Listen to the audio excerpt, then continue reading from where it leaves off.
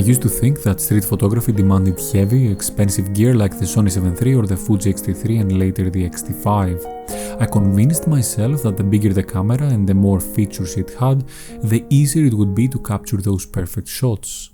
And while I did manage to take some good photos over the years, something was missing. The more I shot, the more I realized that great photos aren't about the gear at all. They're about being present, about the moments you can seize when you have your camera with you, ready to capture life as it happens. That's when the Ricoh GR3X found its way into my life, and this is how this small, humble camera has changed how I do photography after 525 days with it. From the start, I can tell you that the Ricoh GR3X is an excellent street photography camera, capable of producing high-quality images that you can, of course, post on your social media, but you can also print or exhibit in your website. But it is a tool, and like any tool, it comes with its own set of limitations, ones that might make it unappealing for certain photographers. My photography used to follow a routine. Planned days, deliberate walks and heavy gear, but all that changed the moment I started using the Ricoh GR3X. From the first time I held it, I knew things were about to change. Its compact size allowed me to carry it with me anywhere, just slipping it into a pocket without a second thought. Photography became spontaneous, unplanned and yet just as rewarding. Despite its small size, the Ricoh GR3X packs a punch with its 24.2 megapixel APS-C CMOS sensor. Before this, I thought only larger cameras can actually produce this type of image quality. But the GR3X challenged this assumption. It rivaled bigger models like the Fuji X-T3 and Fuji X100V and 6 with one major difference. It is actually pocketable. The 40mm equivalent lens was sharp and versatile, perfect for anything from street photography all the way to portraits. Every detail was crisp with rich dynamic range. Of course, it is not all perfect, no camera is. Its battery life hovers around 200 shots, however, because of the way I use it while walking or socializing, I rarely hit this limit. And when I do plan longer outings, I always carry with me a USB Type-C power bank to charge the camera over coffee breaks. This small detail, charging the camera via USB Type-C, makes a huge difference for convenience. If you're enjoying the video so far, hit the like button and consider subscribing with the bell. Now let's have a look at how the Ricoh GR3X actually feels on the hands. The Ricoh GR3X actually surprised me with its build.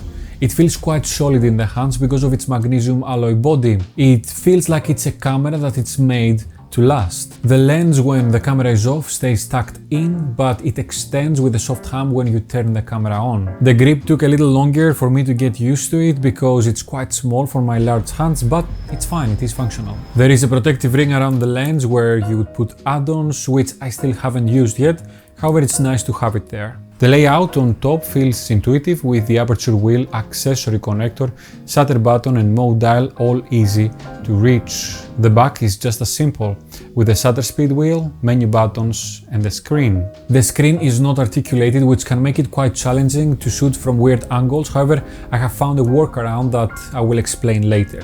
The resolution is not the sharpest, but the touch function of the screen makes picking autofocus points and navigating through the menu quite easy. I'd heard about the Ricoh's tendency to gather dust in the sensor, which is quite hard to clean because you have to dismantle the entire camera, but so far I have been fine with it. I'm careful in dust environments, but I have tossed the camera in bags and pockets without any trouble. The biggest trouble though is that the camera is not weather resistant. You're not supposed to shoot with it in rain. I've done it a few times, but I didn't have any issues yet. I know it's a gamble, but sometimes I would rather risk to get a shot rather than not getting the photo at all. However, I wouldn't recommend shooting with this camera in the rain. But this is something to seriously consider before buying this camera, especially if you're shooting in unpredictable weather. At first, I wasn't sure how well the Ricoh's autofocus would perform in fast-paced street photography. And indeed, in my first few tries, I was very confused, it wasn't intuitive at all.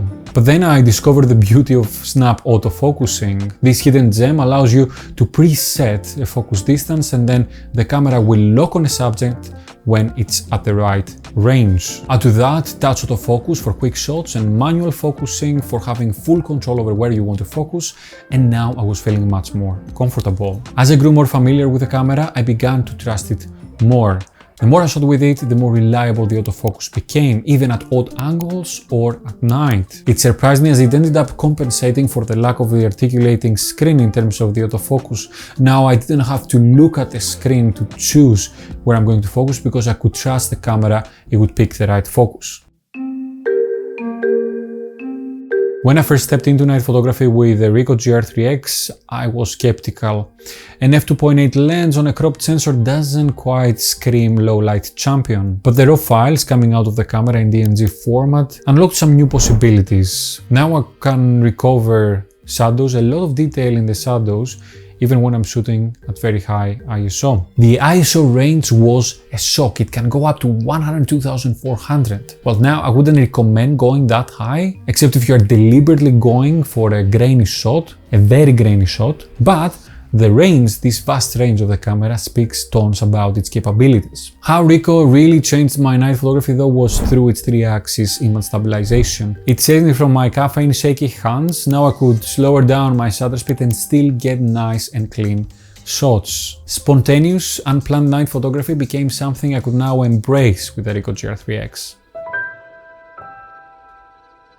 Many ask, why should I spend $1,000 on one camera when my phone can get great photos? And that's a great question, but the answer lies in some things that are technical and some not so technical. Yes, phone cameras have come a long way, however their sensor is in no place to compete with the cropped sensor of the Ricoh GR3X. This sensor makes a world of difference, especially when it comes to low light photography. Phones, when they are doing low light photography, they rely a lot on computational photography, which is impressive, don't get me wrong. However, it often results in muddy details, which is something I have grown to dislike. With the Ricoh GR3X, you can get nice and crisp, clean images, free of this over-processed look. Beyond that, phones limit your creativity. The options to set up the aperture, the shutter speed and the ISO they offer are very limited. The Ricoh, on the other hand, gives you the freedom to grow, to experiment, to explore your photography by learning how to manually set up your shot. But the most important reason goes beyond technical specs. Your phone is the tool you use to connect with the digital world. It's full of notifications, distractions and constant noise. The Ricoh GR3X is different. It's the tool you use to connect with the world in front of you, the real one. It invites you to be present, to see the world with fresh eyes without the distraction of social media or emails. When you're out there photographing with the Ricoh, it's just you and the moment, nothing else. Okay, let's play a game now. If you have the Ricoh GR3 or the Ricoh GR3X, leave a camera emoji down in the comments. Let's see how many we are here. If you are thinking of buying the Ricoh or any other similar camera, I would love to hear your thoughts and questions down in the comments as well. And if you enjoyed the video, hit the like button and consider subscribing with the bell. Now if you want to see what gear I use and how I set it up for night photography, click and watch this video next. That was all for today guys, thank you very much for watching. Until next time, I will see you on the streets. Bye bye.